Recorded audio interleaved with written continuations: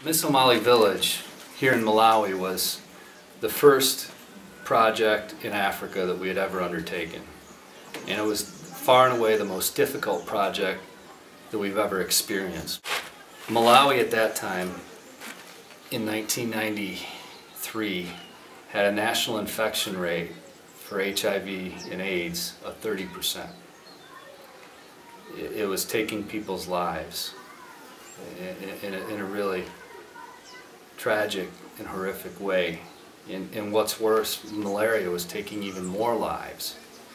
And we, came into this village, which was really at the epicenter of these epidemics, and tried to mobilize the community to build a school. But the community in some ways was injured. I mean, even our construction supervisor, his wife died of AIDS while we were building the school. And I had to tell Andrew Gatoma that he too was probably HIV positive. And a few days later, I collapsed from malaria. I had dysentery at the same time, and it was just like a perfect storm. And I don't know what happened. I lost consciousness, collapsed, completely gone.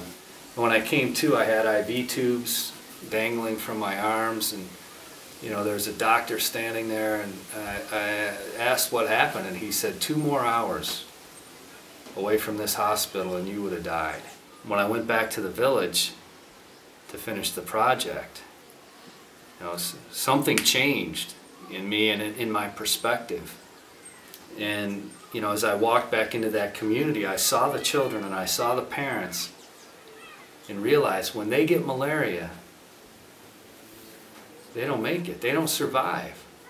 Nobody can drag them into a hospital because they suffer from extreme poverty. They don't have the money to get treatment, life-saving treatment that's available. They die. Education is one of the most important steps out of extreme poverty. We had to finish building that school.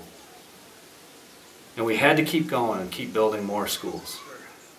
I haven't been back in that village for 19 years. And I had some very close friends there. One of them was Andrew Gatoma, and another man named Stephen. And he had a little baby girl when I was back in that village named Ruth. And when I left that village, we did finish building that school. And there were almost 150 kids attending that school.